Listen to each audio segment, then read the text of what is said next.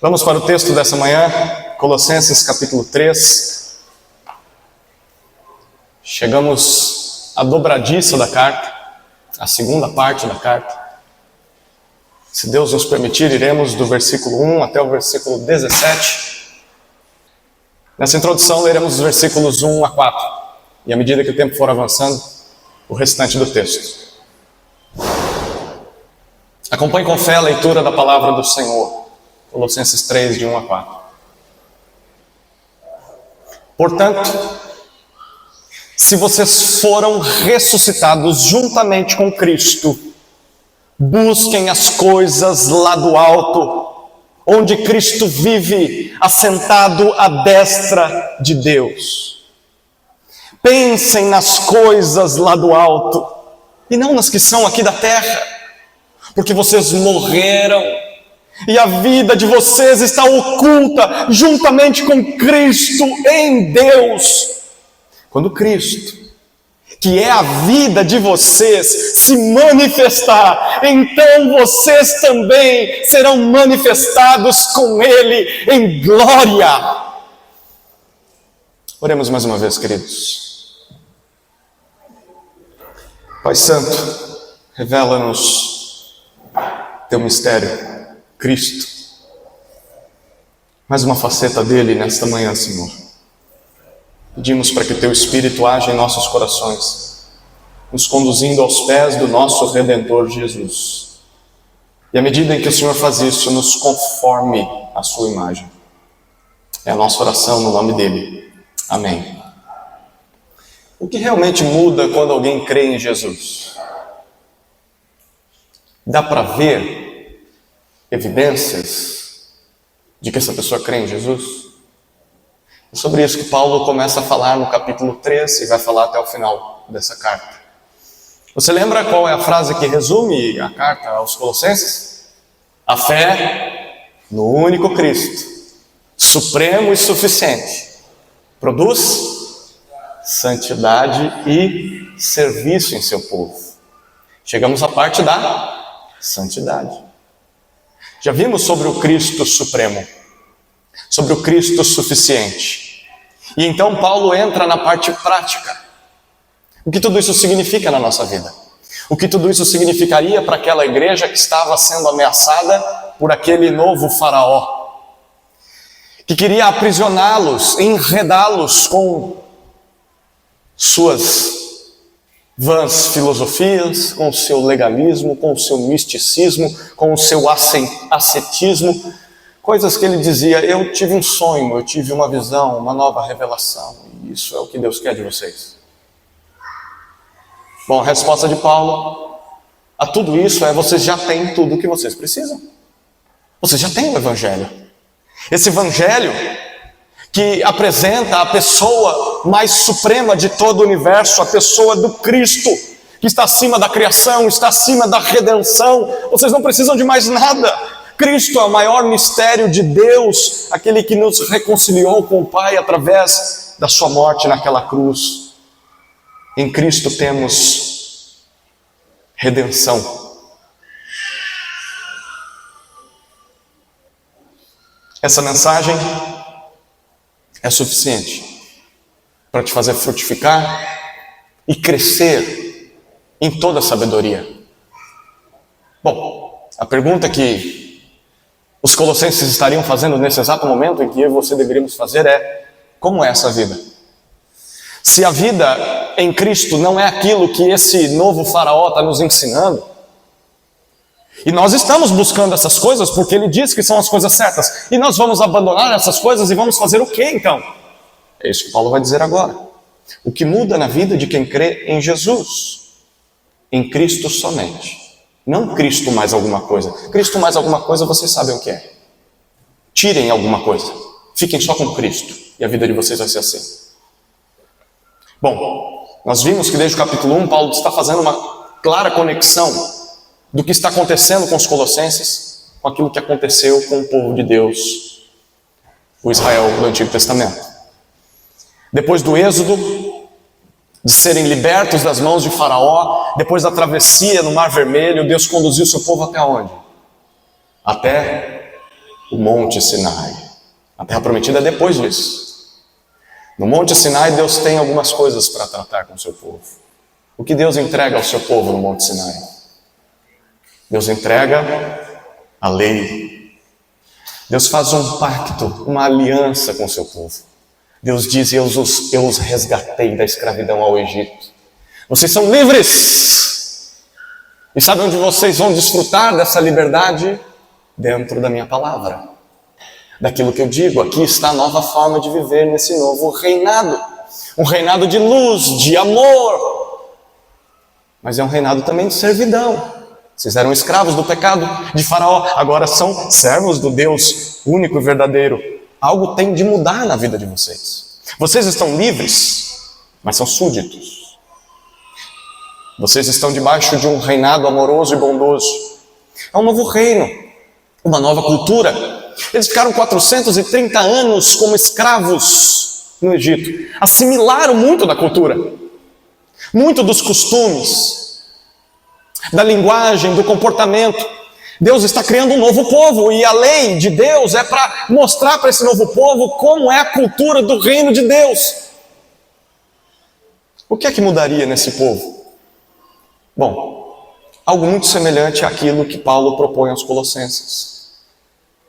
Os mandamentos da nova aliança em Cristo é o que nós vemos a partir do capítulo 3.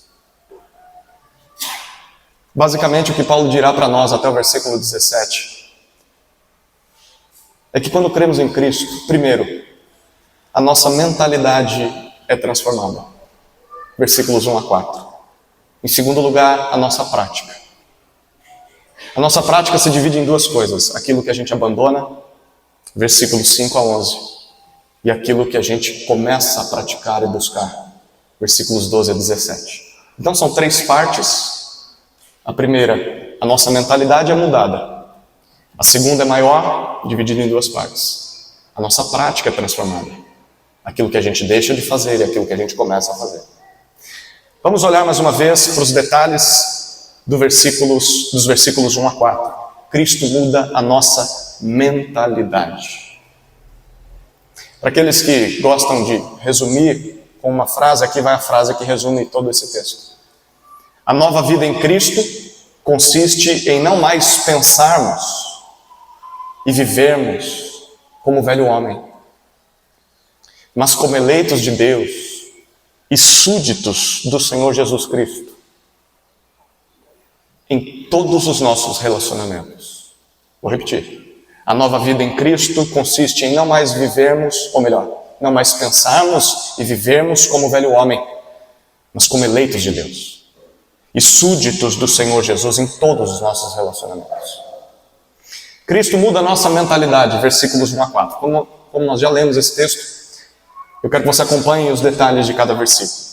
Paulo começa o versículo 1 dizendo, portanto, é uma conclusão conectada àquilo que ele disse antes. O que ele disse antes? Foi o final da mensagem de ontem à noite. No versículo 20, Paulo disse, se vocês morreram com Cristo, ele não está assim, considerando uma possibilidade, ele está dizendo, é certo, vocês morreram com Cristo. Portanto, versículo 1 do capítulo 3, ele continua e diz o que mais aconteceu, vocês morreram.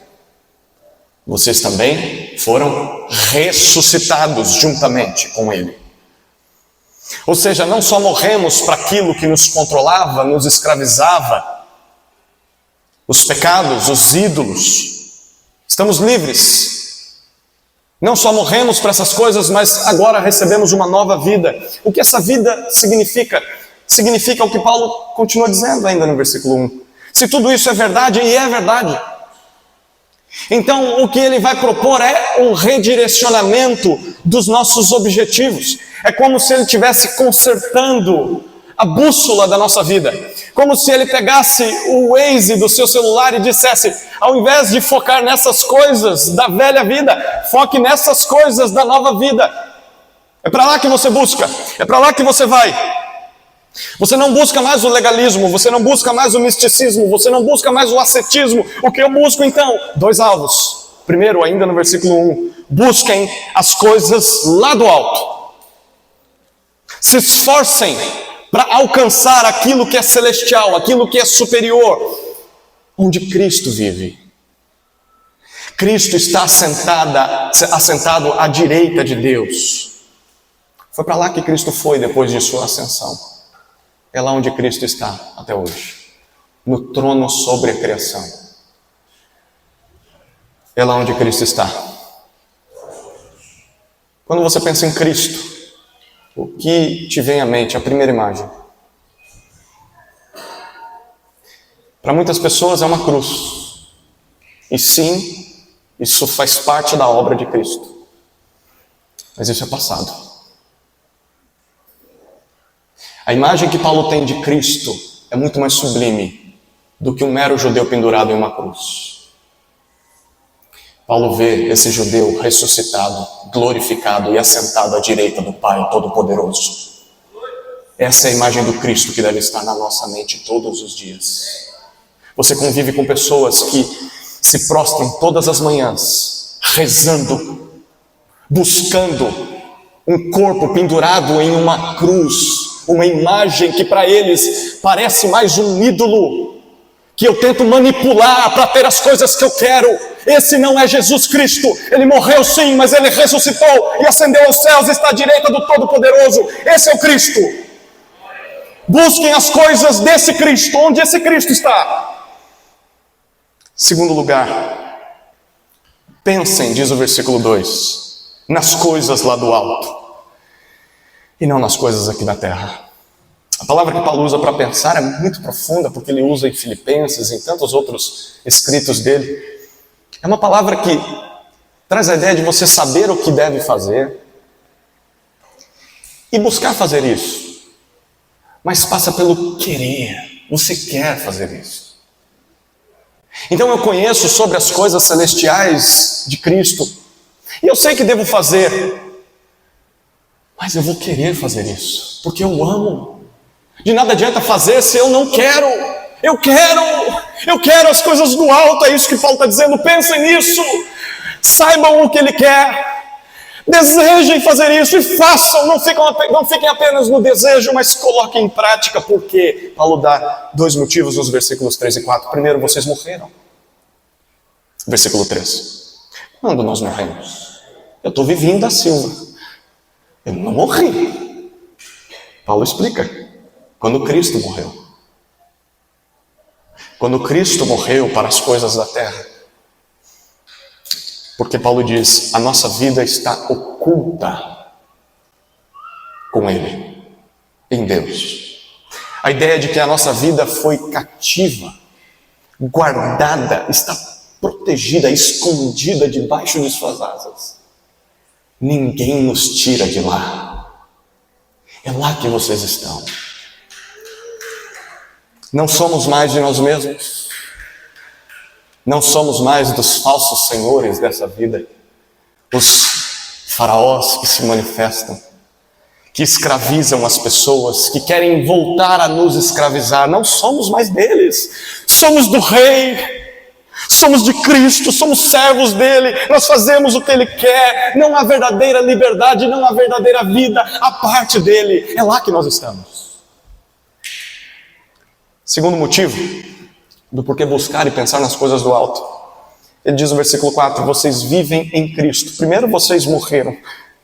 Em segundo lugar, vocês vivem. Ele diz no versículo 4, um dia isso será manifesto. Hoje você não consegue se ver lá no céu. Você tenta imaginar Cristo assentado à destra do Pai. Mas quando você olha no espelho, fala, não é possível que eu esteja no céu. Eu continuo sendo um miserável pecador. Tem tanta coisa para mudar em mim.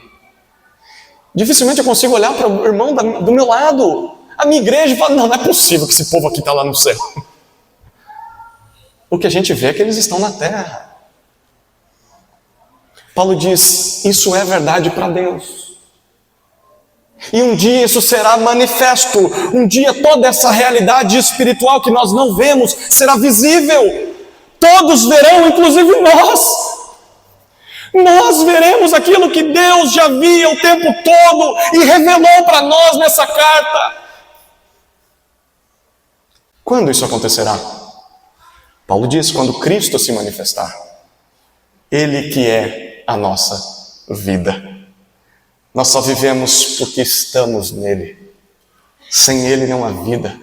Nós estamos unidos ao corpo de Cristo. Então não é que tem várias cadeiras para nós sentarmos ao lado do Pai. Nós já estamos assentados ao lado do Pai, em Cristo, no corpo de Cristo. Ele é o cabeça e nós estamos lá. Nessa cena em que há a Trindade, nós estamos em Cristo, por meio do Espírito Santo, ao lado do Pai. E um dia isso será revelado para tudo e todos. Paulo finaliza o versículo 4 dizendo, em glória. Essa manifestação será esplendorosa, magnífica, será em majestade. Nós seremos exaltados em Cristo, queridos. É assim que nós devemos nos ver. Estamos mortos para o pecado. Estamos ressuscitados ao lado de Cristo nos céus e nós já estamos vivos para uma nova vida gloriosa. Uma vida que um dia será manifestada a toda a criação e nós já podemos antecipá-la nessa terra. A vida celestial nesse mundo. A vontade de Deus sendo feita na terra como já é feita no céu. Por isso nós somos chamados a reproduzir isso. A nossa identidade celestial impacta a nossa vida terrena. Se você é tudo isso, e Deus está dizendo que é, você pode duvidar, questionar, mas tem que aceitar, porque é Deus falando sobre nós. Se isso tudo é verdade, isso muda a nossa prática, a nossa identidade, transforma o nosso dia a dia. Podemos viver como uma nova humanidade em Cristo. É possível viver de maneira diferente nesse mundo. Cristo muda a nossa mentalidade. Pergunta, isso já aconteceu com você? Cristo já fez isso com você? Quando acontece, há evidências. É o que Paulo trata a partir do versículo 5. Cristo muda a nossa prática. Aqui está um bom medidor para você descobrir se você crê de fato em Cristo ou não. A partir do versículo 5, Paulo apresenta a mudança de vida. E essa mudança consiste em basicamente dois movimentos, que ele vai ressaltar nos versículos 9 e 10. Então eu gostaria de te convidar a ler do versículo 5 até o 11, em que nós descobriremos do que devemos nos despir, o que temos de abandonar. Mas foque nos versículos 9 e 10, porque a chave está aí. Versículos 5 a 11.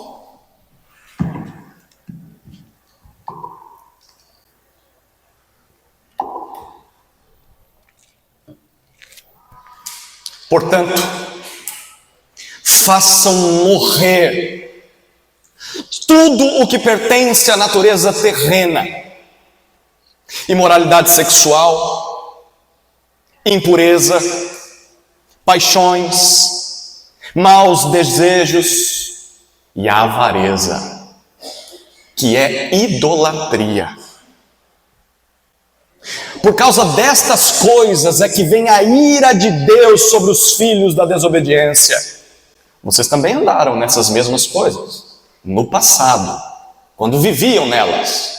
Agora, porém, abandonem igualmente todas estas coisas: ira, indignação, maldade, blasfêmia, linguagem obscena no falar. Não mintam uns aos outros, uma vez que vocês se despiram da velha natureza com suas práticas e se revestiram da nova natureza que se renova para o pleno conhecimento, segundo a imagem daquele que a criou. Aqui não pode haver mais grego e judeu, circuncisão e incircuncisão, bárbaro, cita, escravo, livre, mas Cristo é tudo e está em todos.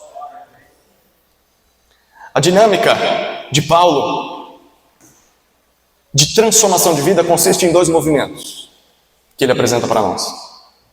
O primeiro movimento está na segunda parte do versículo 9.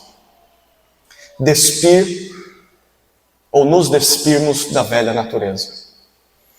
Literalmente, Paulo está escrevendo aqui o velho homem. Quem é o velho homem? Não é o velho José Hilário antes de conhecer a Cristo. É aquele mais velho do que nós. Aquele que é o responsável por vivermos nessa bagunça aqui. Adão.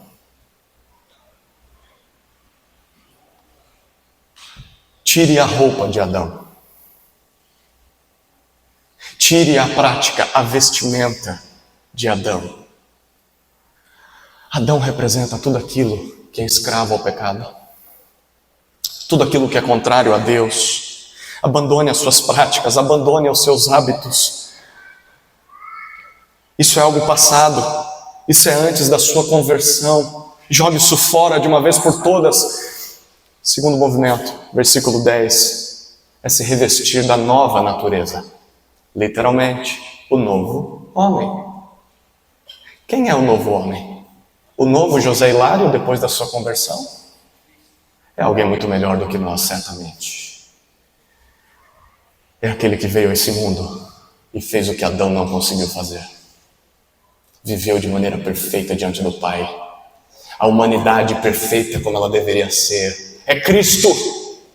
O novo homem é Cristo. Esse novo homem, Jesus, a imagem do Deus invisível. Esse novo homem, essa nova natureza, diz Paulo, se renova. A ideia de que ela é renovada. Ela se torna superior. Em Cristo você tem a humanidade restaurada como ela deveria ser, mas sem pecado. Esse é o movimento de transformação na vida cristã. Abandone Adão e se vista de Cristo. Largue a vida de escravidão ao pecado e se renove de Cristo. Seja como Cristo, mais de Cristo, mais de Cristo, mais de Cristo, menos de Adão, menos de Adão, mais de Cristo. Lá na igreja primitiva, os irmãos eram batizados em tanques, em rios. E foi comum por muitos anos que ao sair das águas, aquela pessoa que foi batizada recebesse novas vestes. E ela se vestia com essa nova vestimenta, vestes brancas, que simbolizavam para os primeiros cristãos uma nova vida, uma vida de santidade. É isso que Paulo está dizendo aqui. A nossa nova vida em Cristo nessa terra consiste em deixarmos de viver como nós vivíamos e buscarmos viver como Cristo, com uma nova roupa, buscando as coisas do alto, não para sermos salvos, mas porque já fomos salvos, e principalmente porque é possível uma vida diferente. Em Cristo é possível, fomos habilitados para ela. Mas se talvez para você isso seja impossível, você olha e fala, eu não consigo isso. Eu até gostaria, mas para mim é impossível viver uma vida diferente da minha, dos meus pais, da minha sociedade. Eu não consigo essa transformação. Bom, das duas uma. Ou a sua mente ainda não foi renovada o suficiente, e você ainda não descobriu o poder que há no Evangelho para te transformar. Ou, segunda opção, você ainda não foi salvo. Você ainda não foi liberto. Você continua escravo do pecado. Eu não sei qual é a sua situação. Se for a primeira, busque mais de Cristo. Se for a segunda, renda-se a Cristo hoje. Não espere, não deixe para amanhã. É hoje, é agora. Renda-se a Ele. Do que devemos nos despir? Paulo diz para nós nos versículos 5 a 11 que lemos. Ele apresenta aqui duas listas habituais do estilo de vida desse mundo. Você vai identificar isso no mundo e provavelmente em você mesmo, antes de conhecer a Cristo. Primeira lista está nos versículos 5 a 7, que resume um hábito muito específico do mundo. Essa lista identifica pecados sexuais. Esse é o primeiro grande hábito que Paulo identifica na cultura do mundo. Hábitos, pecados sexuais. Olha o que ele diz assim: façam morrer. Literalmente a palavra aqui significa mate. A palavra grega necrosate é morte, mate. Pare completamente com isso, tire tudo que você tem de possibilidade de manter isso vivo. Desligue tudo, todos os aparelhos, deixe morrer, mate, sufoque tudo que pertence à natureza terrena, todos os membros do corpo que estão sobre essa terra, todas as inclinações naturais ao pecado. Que coisas são essas, Paulo? Ele nem precisava dizer, né? Mas ele diz, ele dá 5 exemplos do que deve ser morto, sufocado, não tem diálogo, não tem conversa, estrangule isso. Primeiro, imoralidade sexual, ou é traduzido por prostituição. A palavra grega é porneia, de onde você tem pornografia e tantas outras coisas. Todo tipo de depravação sexual antes do casamento, fora do casamento, tudo o que tem a ver com pecado sexual, faça morrer. Segundo, impureza. Impureza é um pouco mais além daquilo que Paulo falou, é algo mais interno, é uma imundície sexual, é um tratamento mundano sobre esse assunto. Abandone isso. Terceiro, as paixões. Há uma versão que traduz como paixões lascivas. A lascívia, os desejos pecaminosos, desejos sexuais, abandone isso, faça morrer. Quarto lugar, maus desejos, amores que são malignos, que são imorais, são sujos, depravados, que são errados, faça morrer tudo isso. E por fim, avareza. Peraí, Paulo está indo numa toada, pecados sexuais, eu já entendi, e ele cai em avareza. O que tem a ver dinheiro com pecado sexual? A avareza muitas vezes é associada ao dinheiro, mas Paulo está usando essa palavra dentro do contexto de pecados sexuais. O que ele está dizendo com isso? Avareza é o desejo de ter mais, é a ganância. Você tem um desejo insaciável que não consegue controlar. No contexto do que Paulo está tratando, é óbvio, é o desejo por explorar sexualmente dos outros. O desejo ávido de tirar proveito das pessoas, de se aproveitar sexualmente dos outros, seja numa conversa, seja num olhar, seja com uma imagem. Matem essa avareza de querer possuir o corpo do outro, de querer ter as pessoas que não são suas. Você não tem direito de fazer isso. Mate essa avareza. Sabe por quê? O que Paulo diz sobre essa avareza? Ela é idolatria. Tratar o sexo, que foi algo dado por Deus como um bom recurso para ser desfrutado dentro dos limites do casamento, tratar o sexo de forma errada, pecaminosa, colocando o sexo no lugar que é só de Deus, buscando no sexo satisfação de vida, buscando contentamento, alegria, felicidade, significado. Tudo isso é idolatria. Você trocou Deus pelo sexo. Pecados de natureza sexual devem ser totalmente eliminados da nossa vida. Não há conversa com eles. Por vezes, bate na porta do gabinete um jovem pastor. Eu estou escravo da pornografia. Eu não consigo mais conversar com irmãs da igreja sem desejá-las. Eu não consigo mais cultuar a Deus. Tudo para mim é aquela imundícia, aquela sujeira. Paulo está dizendo, sufoque isso. Você tem que encontrar meios para matar. Não dá para conviver buscando as coisas do alto, tendo isso na sua vida. Ou você vai buscar isso, ou você busca as coisas do alto. Não tem meio termo. É a primeira área que é transformada na nossa identidade. A área sexual. Cristo redime essa área. Não lide com ela. Não conviva com ela. Não flerte com ela. Mate ela. Se você está vivendo em pecados dessa natureza, se arrependa. Confesse. Confesse para o seu marido. Confesse para a sua esposa. Confesse para os seus pais. Confesse para o seu pastor. Confesse. Abandone esse pecado. Conserte os estragos que ele causou na sua vida e na vida dos outros. Peça perdão, assuma as consequências. Talvez no seu caso seja ir a uma delegacia e se entregar para a polícia.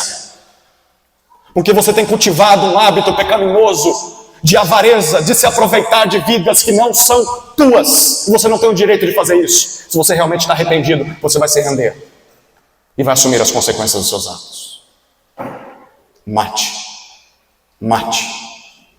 Por que, Paulo? Por 2 motivos ele diz. No versículo 6, o primeiro. Esses pecados atraem a ira de Deus. Se tudo que foi dito já não é suficiente, Paulo diz no versículo 6. Por causa destas coisas é que vem a ira de Deus. Não é que vai acontecer. Não é que virá. Ele diz já vem. Já acontece. Já é presente. A ira de Deus já se revela. Já se manifesta. Ira significa a justa punição contra os nossos pecados. A ira de Deus já vem sobre os filhos da desobediência. Ainda que eles rejeitem a Cristo, ainda que eles não creiam em Deus, eles já sofrem a ira de Deus sobre suas vidas por causa desses pecados. Não preciso falar muita coisa sobre o carnaval, não é? Em Romanos capítulo 1, Paulo fala um pouco mais sobre isso. Ele fala que os homens o abandonaram e o trocaram por ídolos. E uma vez que eles preferiram os prazeres da carne em lugar de Deus, então Deus os entregou a esses prazeres. E Paulo começa o seu argumento em Romanos 1,18 dizendo: a ira de Deus já se manifesta, já se revela sobre os homens. Não é que um dia eles enfrentarão a ira de Deus, isso acontecerá sim. Mas antes disso já estão experimentando essa ira. Como? Se eles continuam pecando. Eles continuam fazendo todas essas imundícies. Como a ira de Deus está sobre eles? Exatamente no fato deles não conseguirem sair dessa vida. Eles não conseguem vislumbrar outra vida, não conseguem ter prazer em outra coisa, senão no sexo. Isso já é ira de Deus sobre eles. Eles estão escravos. Isso é a ira sobre eles. Quer motivo maior para você abandonar essas coisas? Você quer se tornar tão escravo do pecado sexual a ponto de não conseguir mais sair dele? Fuja, mate.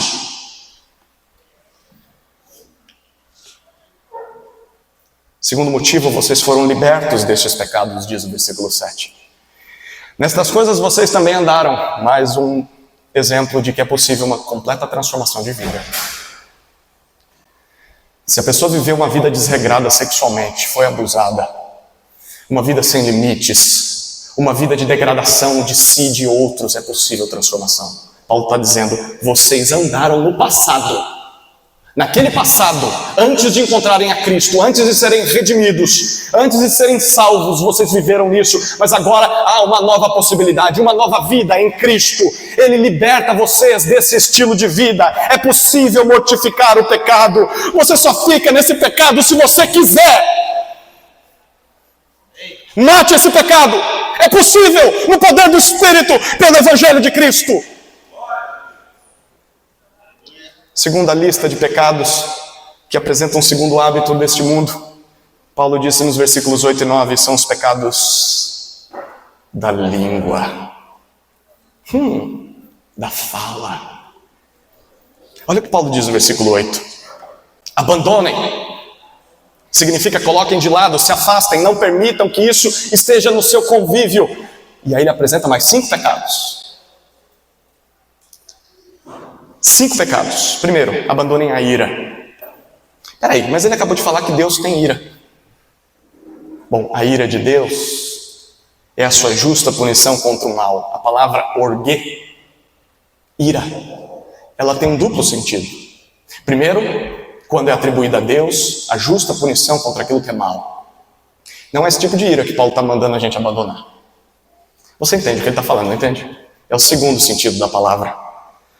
que é a raiva, o impulso, a emoção interior violenta, punitiva, pecaminosa, que quer castigar os outros, que quer ter razão. Abandonem essa raiva.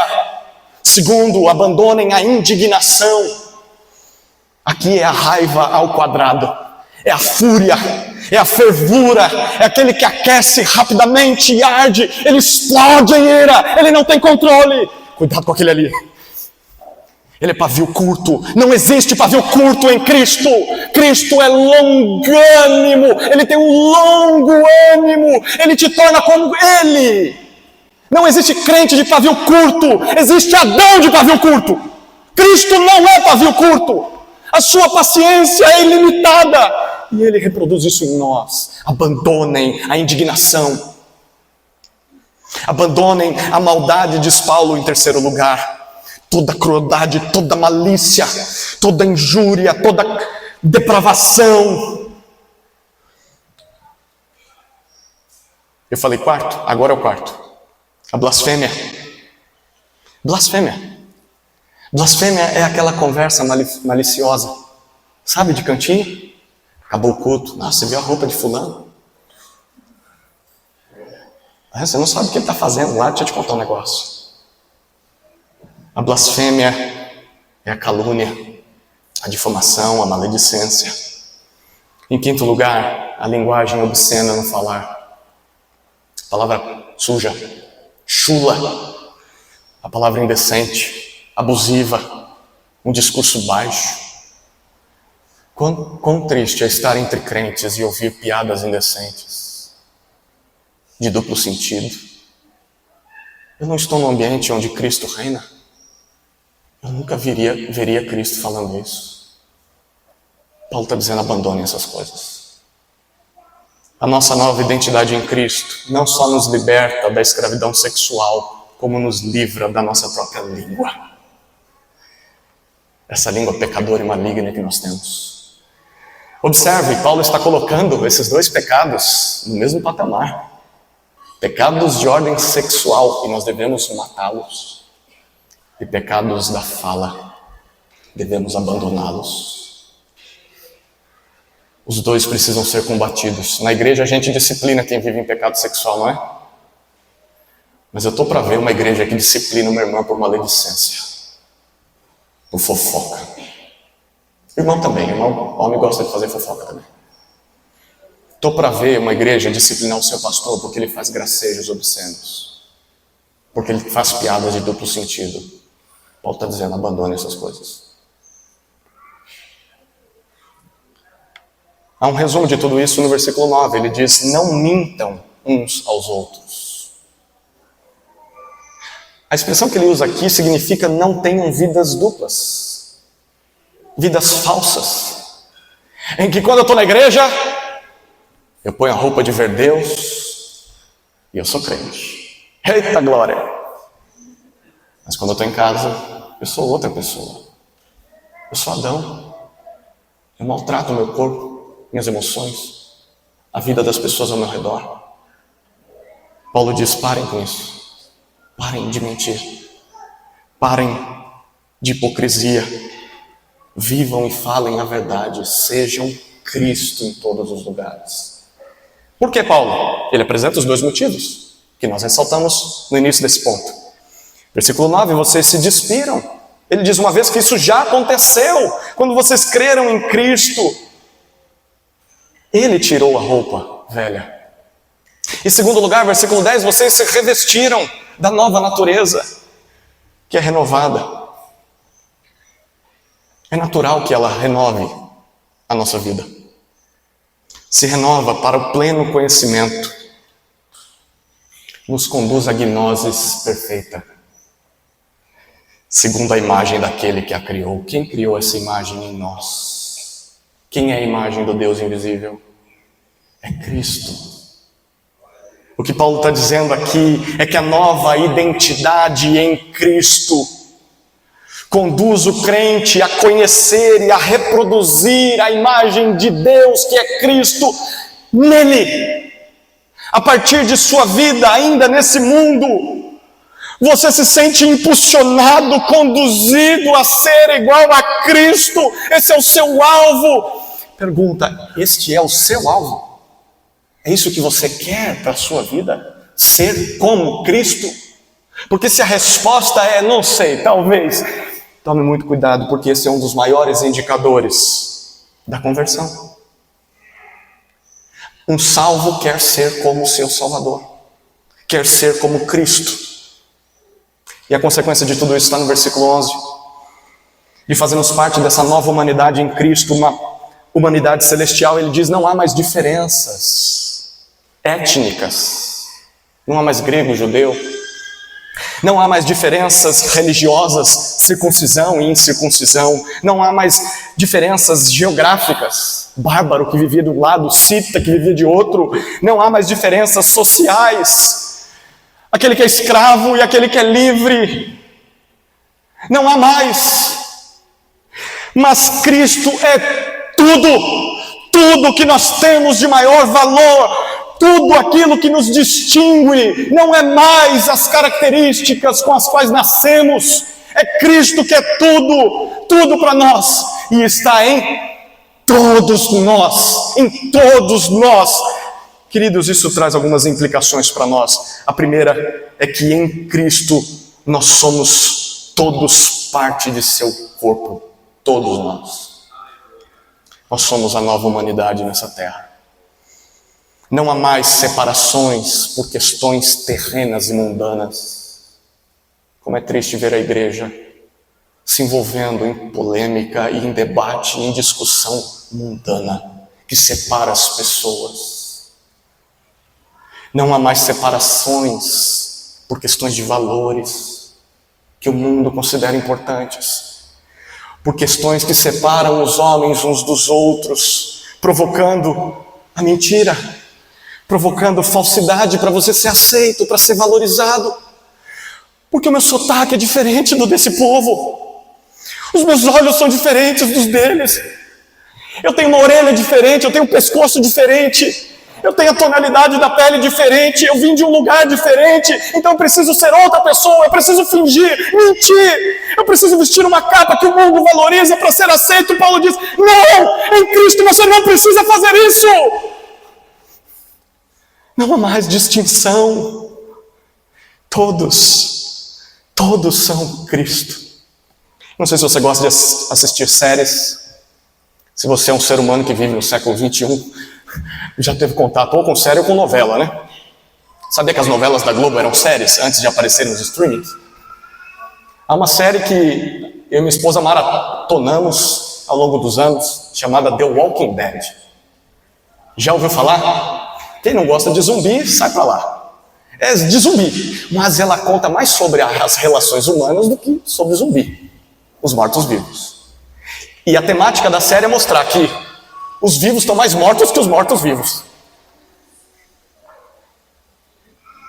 Tem um vilão que é o pior vilão de toda a série. Se você não assistiu, paciência. Já faz anos que a série saiu aí, até concluíram todos os arcos dos personagens, então eu vou dar spoiler. Eu posso, né? Spoiler depois de anos. Tem um vilão. A série vai construindo vários vilões. E um é pior que o outro. Até que chega o pior. Quem assistiu lembra, né? Você assistiu? Eu ouvia esse assovio, eu tremia. Aí chegava ele com aquele bastão de beisebol, com um arame farpado enrolado na ponta para matar todo mundo. Ele matava os personagens que a gente mais gostava. É um miserável aquele cara. Depois ele se converte, né? Ninguém acredita mais depois dele, né? O Negan. E o que mais me marcou sobre quando ele aparece é que todas as pessoas que ele subjugava faziam parte do bando dele. Era um reinado opressor, ele era um faraó, ele fazia muito mal para eles. E eles obedeciam por medo do Negan. Mas também tinham seus privilégios. E quando eles chegavam em algum lugar, era homem, mulher, criança, adulto, velho, eles diziam assim, se perguntavam, qual é o seu nome? Eles diziam, nós somos Negan. Eu sou Negan. E aí nós ficamos alguns episódios tentando descobrir quem é o Negan. Esse aqui é Negan, aquele é Negan. Quem é? Quem é o vilão? Até que aparece ele. E aquilo me marcou muito. Porque eles pensavam como Negan. Eles falavam como aquele vilão. Eles agiam como ele. Essa é uma boa analogia do que Paulo está dizendo aqui. Pelo contrário. É isso que acontece plenamente em Cristo. É como Deus nos vê. Não somos mais pessoas da tonalidade de pele preta ou branca. Não somos mais ricos ou pobres. Não somos mais bonitos ou feios. Não somos mais quem é maior e quem é menor. Não há mais piauiense e paulista. Não há mais brasileiro e japonês. Por causa do Evangelho de Cristo, todos somos Cristo. Todos nós pensamos como Cristo, nós falamos como Cristo, nós agimos como Cristo. Cristo, Cristo, Cristo, Cristo, Cristo, Cristo em nós, a esperança da glória. Todos somos Cristo, um só povo, o corpo de Cristo na terra. Por causa disso, a segunda implicação, mentir sobre quem nós somos, viver uma vida falsa, dupla, é incoerência. Por que eu mentiria para aquele que é um comigo? Para que fingir? Para que as máscaras dentro da igreja? Eu estou fazendo mal para todo mundo quando eu vivo uma vida dupla. E eu estou fazendo mal para a imagem de Cristo na terra. Abandone isso. Não mintamos uns aos outros. Do que devemos nos revestir? Chegamos à última parte da mensagem. Se eu devo abandonar essas coisas, a partir do versículo 12 até o 17, Paulo diz o que devemos nos apropriar. Do que devemos nos apropriar. Olha os versículos 12 a 17.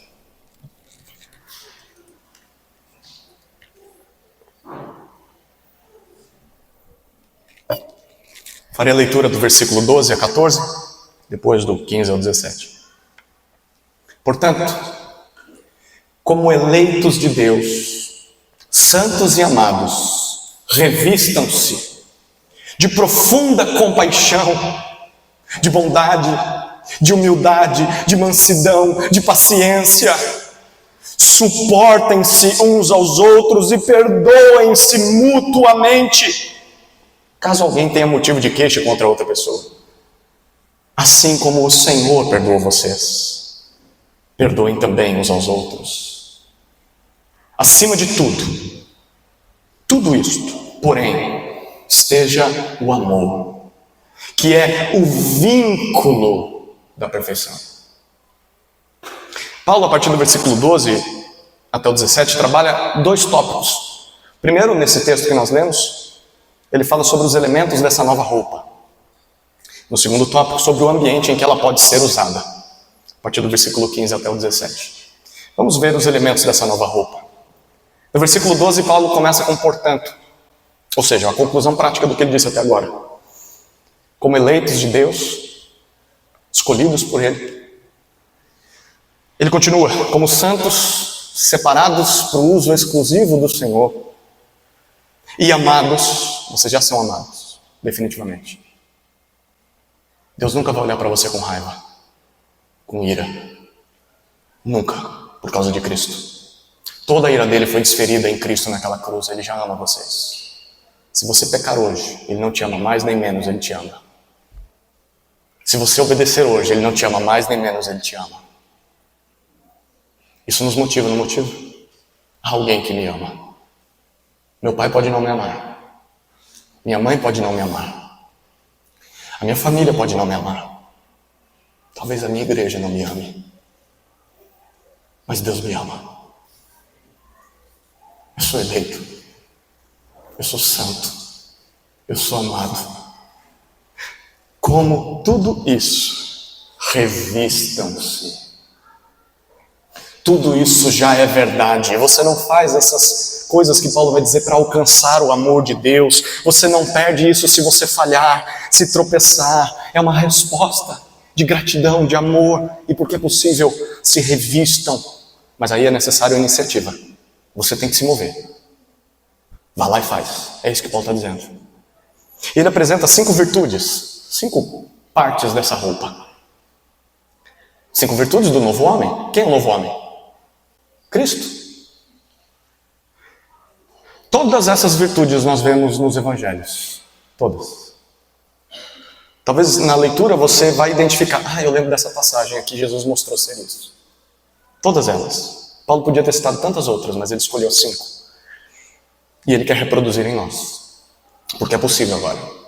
Porque nós somos Cristo. Primeiro, se revistam de profunda compaixão. Literalmente a palavra ou a expressão que Paulo usa é uma misericórdia intestinal. É difícil entender isso pra gente na nossa cultura. Porque quando a gente fala de amor ou misericórdia, a gente pensa aqui, não é? Mas nada acontece aqui, a gente sabe também, né? Acontece aqui, na verdade. Vem um impulso que faz a gente sentir aqui. Mas quando você está descendo uma montanha russa, ou não precisa nem de uma montanha russa, de uma bicicleta numa ladeira,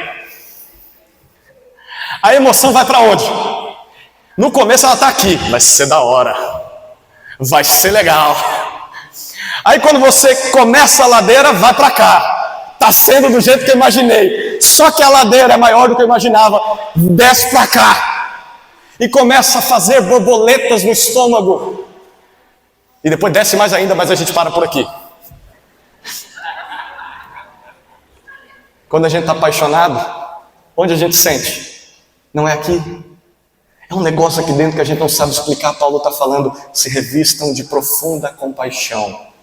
É a tristeza pela dor do outro, pela miséria do outro que te leva à ação. Não é simplesmente olhar para a miséria do outro e falar, nossa, que dó, né? Poxa vida, alguém vai te ajudar, meu irmão. Eu vou orar. Não.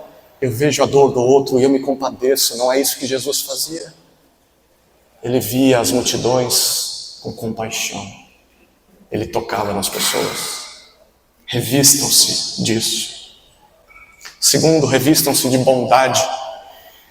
É uma benevolência que produz o bem ao outro, não a mim mesmo.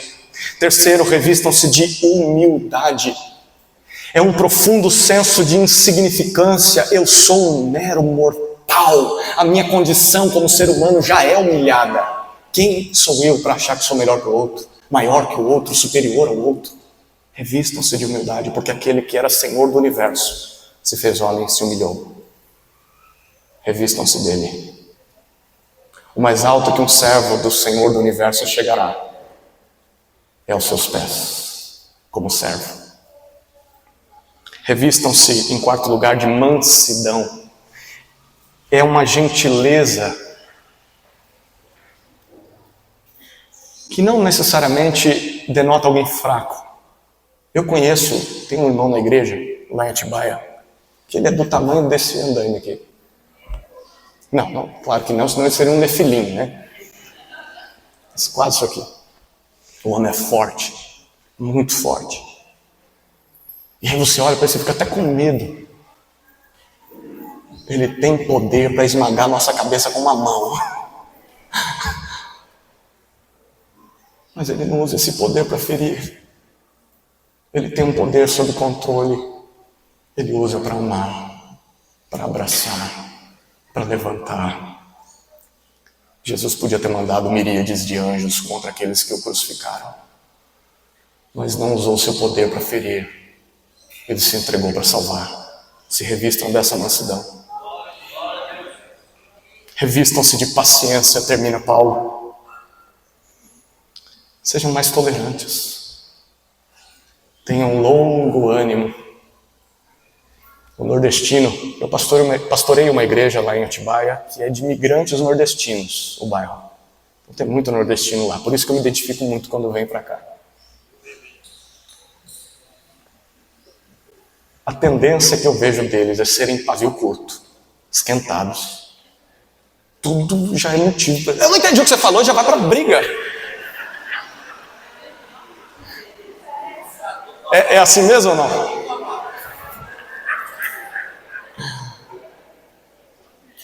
Vocês não são mais nordestinos. Não perante Cristo. Vocês são Cristo. Que vivem no Nordeste, nasceram nordestinos. Deus quer essas características de vocês mais redimidas. que o pavio curto de vocês seja contra o pecado nesse mundo. Mas entre vocês, com aquele que sofre, sejam pacientes. Tenham longo ânimo, um coração grande, largo, compassivo, lento em castigar os pecados daquele que lhes fere. Você quer conhecer mais sobre a vida de Cristo? Paulo só citou 5, né? Dava vontade de fazer mais. Paulo, conta mais. Bom, volte-se para os evangelhos. O ano só começa depois do carnaval no Brasil, não é? Então comece um plano de leitura bíblica. Comece por Mateus, Marcos, Lucas e João. Porque você acha que Deus deu 4 livros para nós, nos contando a história de Cristo? 4 perspectivas diferentes, nos dando facetas novas, mais brilhantes, complementares de Cristo. Leia os evangelhos, não com aquela postura de, puxa vida, eu já vi essa história em Mateus, por que está contando em Marcos? Vou passar por isso. Não, ouça o que Marcos está dizendo, ouça o que Mateus está dizendo, deixe eles falarem. Porque você quer conhecer o seu Salvador, você quer ser como Ele, quer ser como Cristo. Queridos, eu já preguei no Evangelho de Marcos, lá na igreja, por alguns meses, e uma das coisas que eu mais percebi é que o nosso povo evangélico brasileiro, ele é evangélico, é cristão, mas ele pouco conhece de Cristo, por incrível que pareça. Ele repete frases de efeito que ele ouviu em algum lugar, repete jargões evangélicos ensinados pela cultura, pela mídia, pela televisão, pela moda, mas nada de Bíblia. É difícil na condição de pastor, alguém fala, pastor, como está escrito lá, Jesus disse, né? Deus ajuda quem cedo madruga.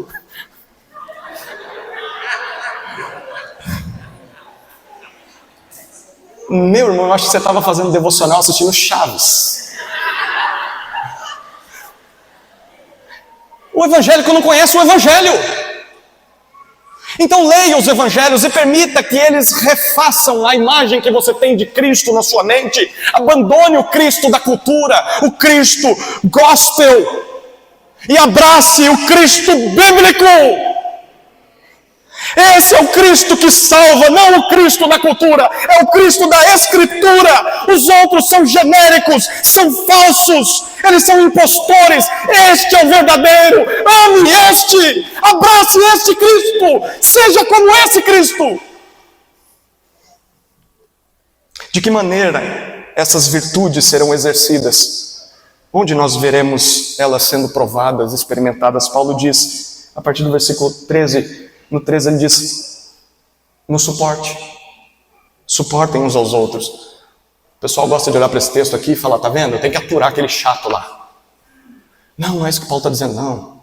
Esqueça essa palavra, porque isso é do Cristo da cultura. O Cristo da Escritura ressignifica essa palavra. Sabe uma prateleira que segura e sustenta os seus livros? Essa prateleira está dando suporte para esses livros. É isso que você é chamado a fazer com os seus irmãos. Seja um suporte que faz com que eles permaneçam de pé, com que eles se levantem. Suportem uns aos outros. É aí que a gente vai ver a natureza de Cristo através da sua vida. Não é aturar qualquer coisa, mas ajudar a pessoa a ficar de pé. Segundo, isso vai ser visto no perdão. Paulo diz no versículo 13, como o Senhor os perdoou, perdoem-se uns aos outros. Como é que ele perdoa? Pegando o escrito de dívida e falando, não, aqui você me deve. Então quando você pagar, eu te abraço. Quando você pagar, eu te perdoo, seu miserável. Foi isso que ele fez? Deixa eu daqui.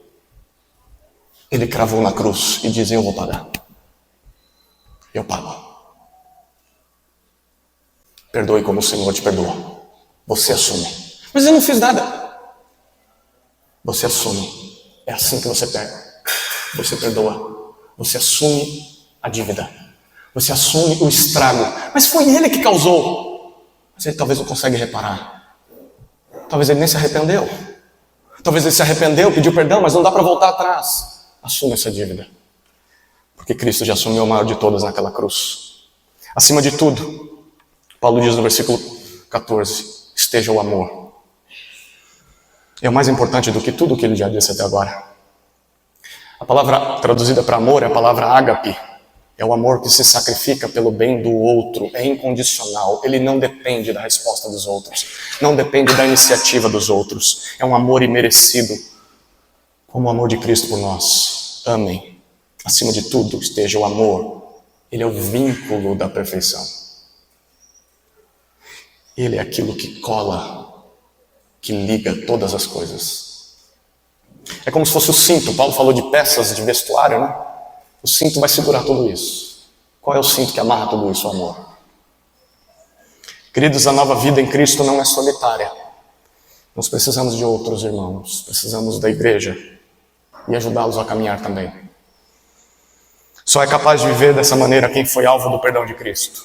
Tudo que eu falei aqui para o descrente não vai fazer sentido nenhum. Ele vai olhar e falar, não consigo fazer isso aí. Então se renda a Jesus hoje, porque Ele vai te capacitar a fazer tudo isso. Sem amor não há verdadeira maturidade, não há verdadeira completude.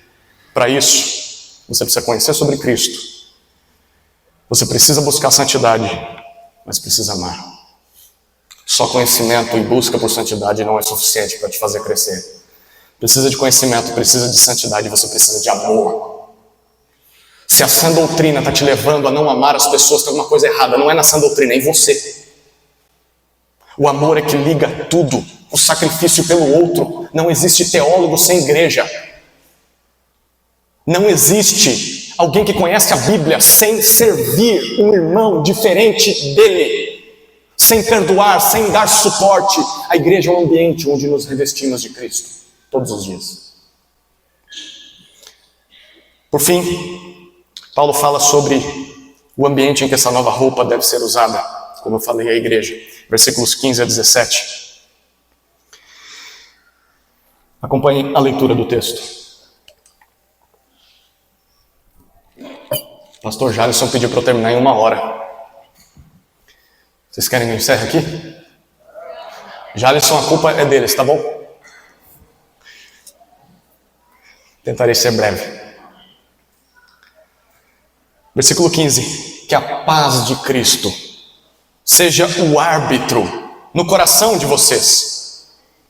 Pois foi para essa paz que vocês foram chamados em um só corpo. E sejam agradecidos. E que a palavra de Cristo habite ricamente em vocês. Instruam e aconselhem-se mutuamente em toda a sabedoria, louvando a Deus com salmos, hinos e cânticos espirituais, com gratidão no coração. E tudo o que fizerem, seja em palavra, seja em ação, façam em nome do Senhor Jesus, dando por Ele graças a Deus Pai.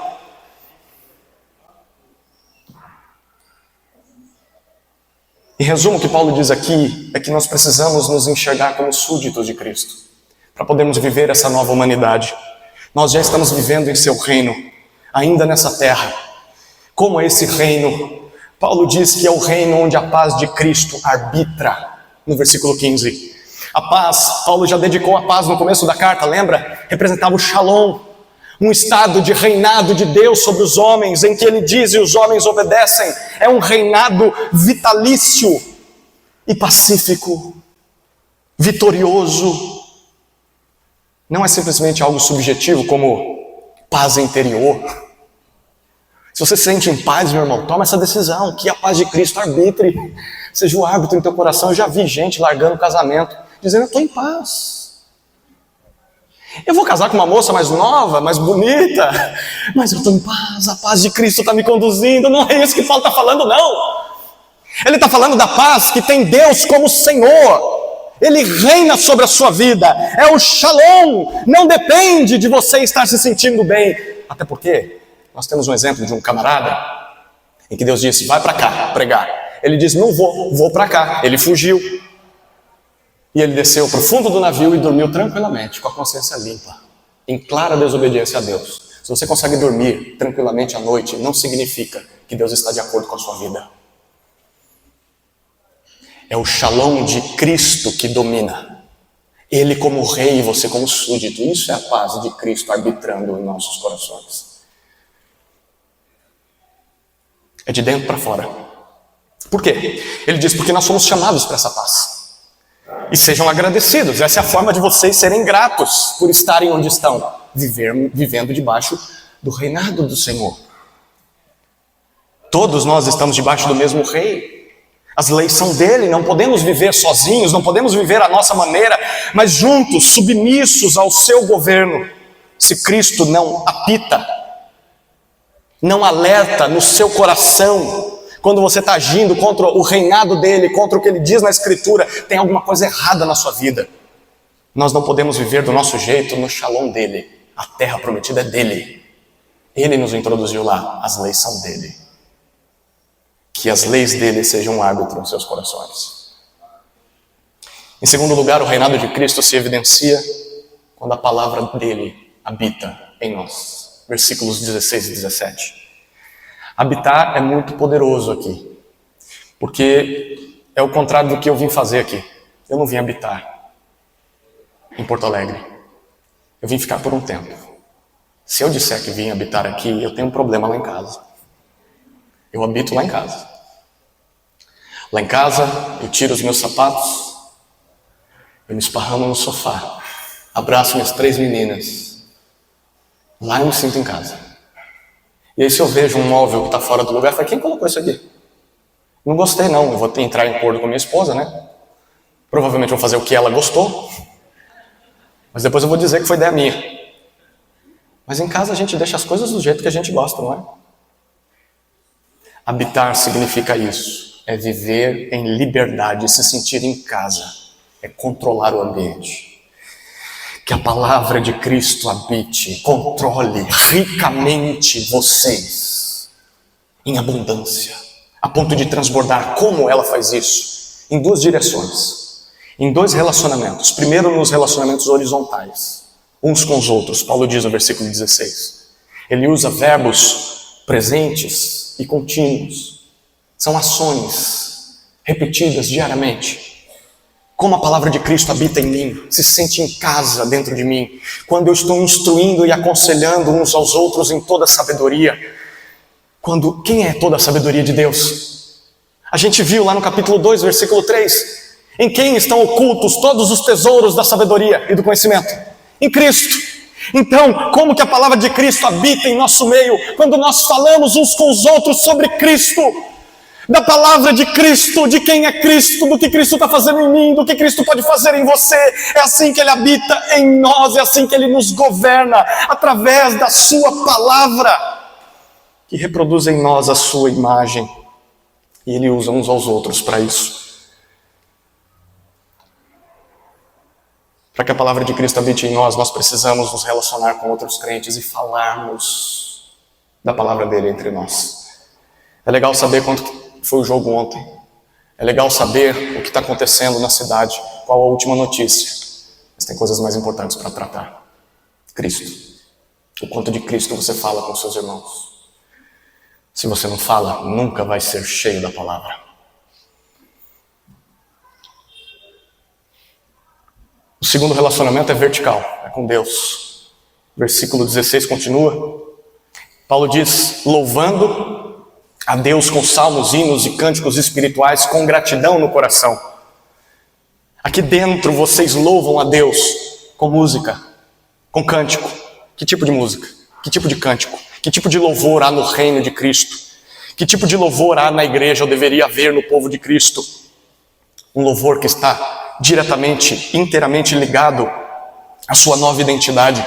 Os nossos louvores devem ser salmos, hinos, cânticos espirituais. Tudo isso é reflexo da palavra. Essas palavras aparecem nos salmos, aparecem em tantos outros trechos da Bíblia. Paulo está se referindo à Escritura. Cantem a Escritura. Tem poesia muito bonita nesse mundo, mas não existe poesia mais bela do que a poesia inspirada pelo Espírito Santo. Cantem as Escrituras. Cantem as Escrituras.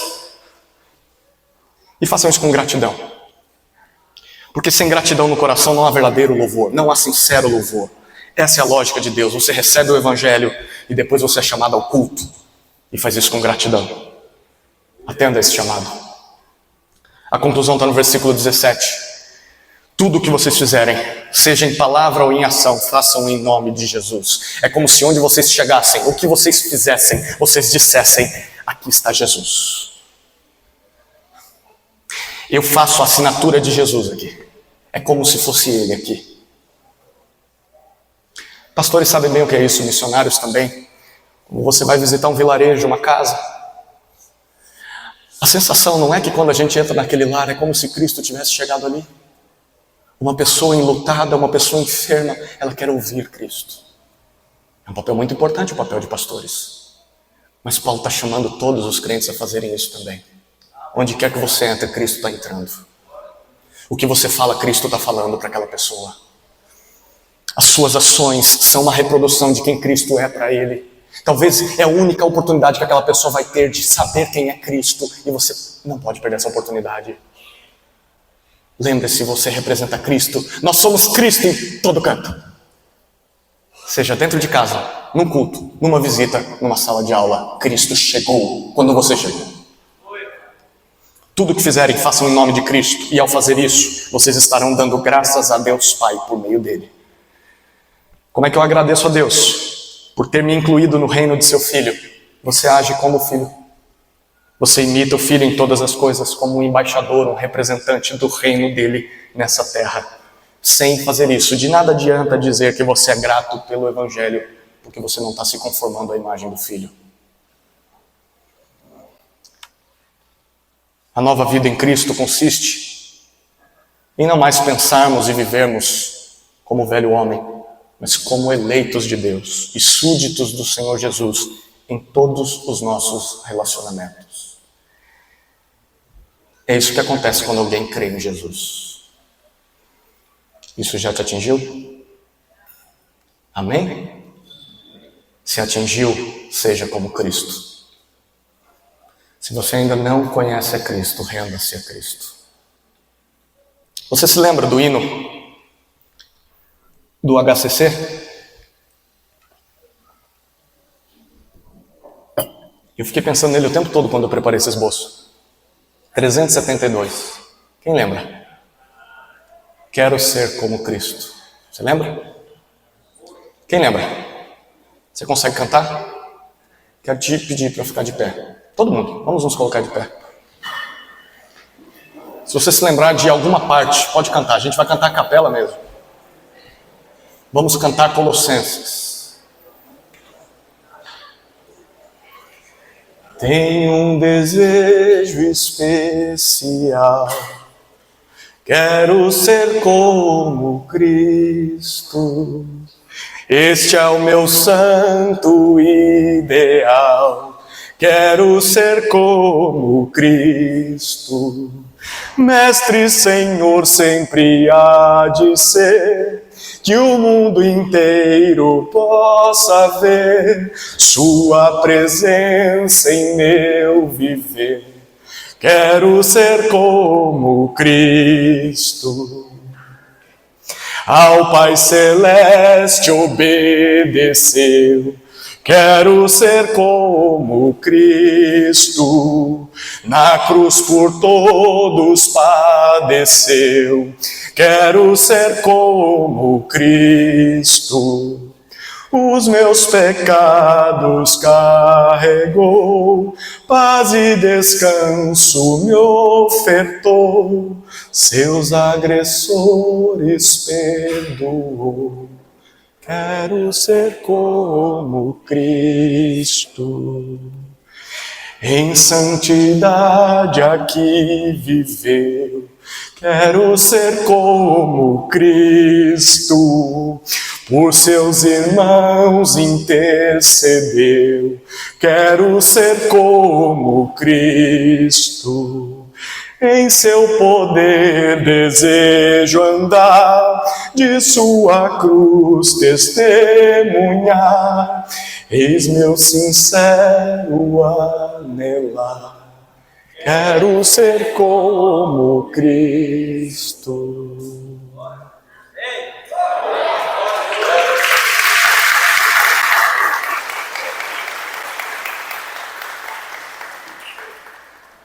Se você consegue se ajoelhar, quero te convidar a orar de joelhos, pedindo para sermos como Cristo.